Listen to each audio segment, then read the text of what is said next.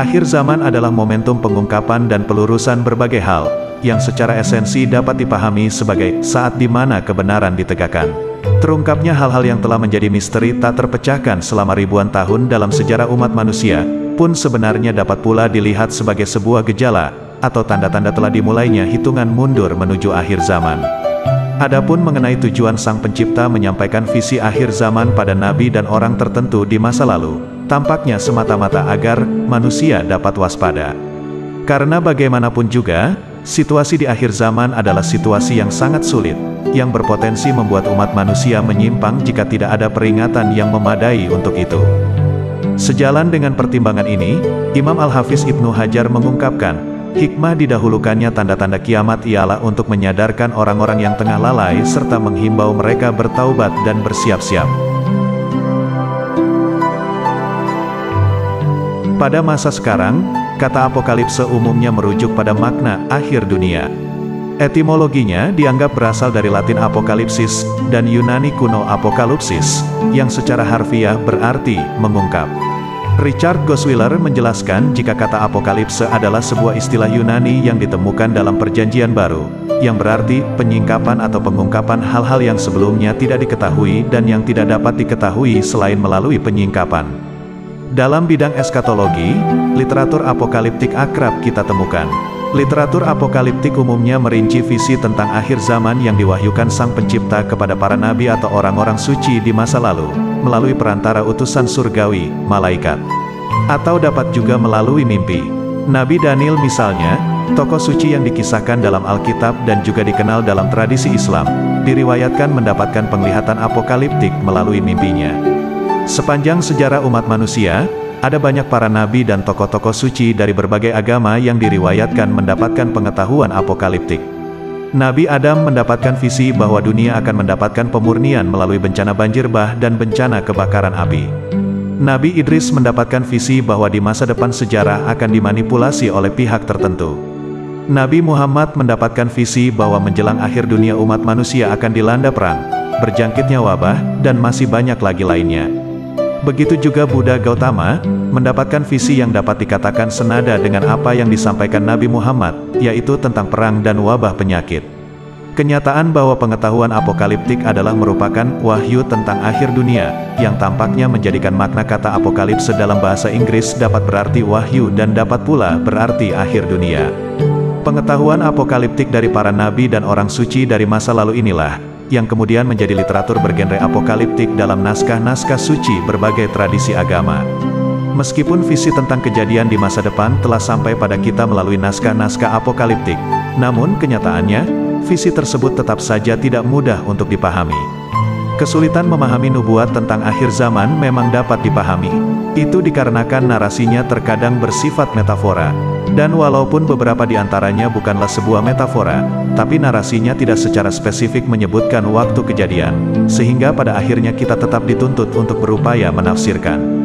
Mengenai pendapat sebagian kalangan bahwa kata apokalipse adalah istilah yang berarti penyingkapan selubung, yang merujuk pada fenomena pengungkapan kepada orang-orang istimewa tertentu, tentang sesuatu yang tersembunyi dari umat manusia, pada dasarnya, dapat pula diterima sebagai suatu pendapat yang ada benarnya.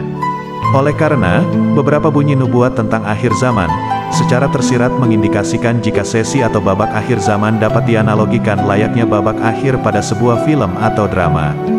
Di mana pada bagian akhir itu, hal-hal yang sebelumnya samar dan merupakan misteri, satu persatu akan diungkap dan diperjelas, sehingga pada akhirnya, kita yang menonton dapat mengetahui dan memahami keseluruhan jalan cerita film atau drama secara utuh. Bahkan, selama ini pun kita sebenarnya sudah terbiasa mengibaratkan kehidupan di dunia ini sebagai panggung sandiwara. Di dalam Al-Quran sendiri, hal ini diisyaratkan dalam surat Al-Ankabut ayat 64, yang berbunyi, dan tiadalah kehidupan dunia ini melainkan senda gurau dan permainan. Dan sesungguhnya negeri akhirat itulah kehidupan yang sebenarnya, kalau mereka mengetahui. Di sisi lain, dengan analogi demikian, kita dapat memahami bahwa saat menuju akhir zaman adalah saat di mana banyak hal yang sebelumnya merupakan misteri dan menjadi teka-teki sejarah yang tidak terpecahkan, akan dapat terungkap satu demi satu. Begitu juga dengan pemahaman sejarah masa lalu yang menyimpang, akan pula mendapat pelurusan. Intinya, Akhir zaman adalah momentum pengungkapan dan pelurusan berbagai hal, yang secara esensi dapat dipahami sebagai saat di mana kebenaran ditegakkan. Ini setidaknya sejalan dengan makna dari etimologi kata kiamat yang berasal dari bahasa Arab qiyamah yang berarti bangkit atau tegak.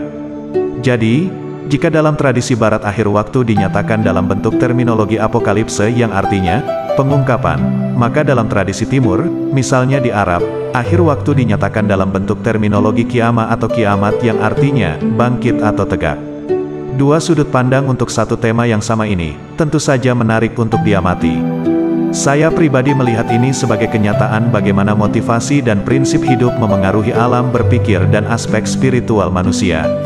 Orang di barat yang sifat alaminya cenderung menaruh minat yang besar pada upaya eksplorasi atau penjelajahan untuk mencari hal-hal baru, menemukan dirinya tidak mengetahui banyak hal dalam dunia ini. Setelah mencermati wahyu apokaliptik, yakni informasi tentang masa depan, kesadaran yang segera muncul dalam benak mereka adalah, oh oke, hal yang selama ini tidak kita ketahui, ternyata akan terungkap di depan sana. Sementara itu, orang di timur yang sifat alaminya cenderung menaruh minat yang besar pada hal-hal yang sifatnya hakiki, termotivasi untuk senantiasa mencari dan menuntut hal itu. Setelah mencermati wahyu apokaliptik dari para nabi, kesadaran yang segera muncul dalam benak mereka adalah, alhamdulillah, hal-hal yang hakiki sungguh-sungguh akan dapat ditegakkan di depan sana. Apapun itu, dengan memadukan dua sudut pandang ini, kita dapat memahami akhir dunia sebagai saat di mana terungkapnya selubung berbagai hal, yang dulunya adalah misteri ataupun dirahasiakan dari pengetahuan umum. Saat itu kebenaran sejati ditegakkan dan hal yang dulunya bengkok akan diluruskan. Karena itu, terungkapnya hal-hal yang telah menjadi misteri tak terpecahkan selama ribuan tahun dalam sejarah umat manusia, pun sebenarnya dapat pula dilihat sebagai sebuah gejala, atau tanda-tanda telah dimulainya hitungan mundur menuju akhir zaman. Adapun mengenai tujuan Sang Pencipta menyampaikan visi akhir zaman pada nabi dan orang tertentu di masa lalu, yang kemudian menjadi bahan literatur apokaliptik pada hari ini, tampaknya semata-mata agar manusia dapat waspada. Karena bagaimanapun juga, situasi di akhir zaman adalah situasi yang sangat sulit, yang berpotensi membuat umat manusia menyimpang jika tidak ada peringatan yang memadai untuk itu. Sejalan dengan pertimbangan ini, Imam Al-Hafiz Ibnu Hajar mengungkapkan, hikmah didahulukannya tanda-tanda kiamat ialah untuk menyadarkan orang-orang yang tengah lalai serta menghimbau mereka bertaubat dan bersiap-siap. Demikianlah, pada video sebelumnya yang berjudul, Penjelasan Ciri Maitreya, Satria Piningit, Imam Mahdi atau Budak Angon, saya telah mengungkap bahwa Budak Angon adalah hamba Allah yang berperan sebagai pengungkap secara terang benderang riwayat sejarah umat manusia. Pengetahuan Budak Angon tentang sejarah umat manusia sebagian berasal dari wahyu apokaliptik yang sebelumnya telah disampaikan oleh para pendahulunya. Ia mampu menerjemahkan bahasa-bahasa simbolik yang digunakan dalam nubuat para pendahulunya. Ini sejalan dengan yang diungkap Prabu Jayabaya dalam wangsitnya pada bait 171 yang berbunyi, hanya satu ini yang dapat memberi petunjuk tentang arti dan makna ramalan saya. Juga sejalan dengan bunyi sebuah hadis yang mengatakan bahwa Mahdi adalah pelindung ilmu, pewaris ilmu semua nabi, dan sadar akan segala hal.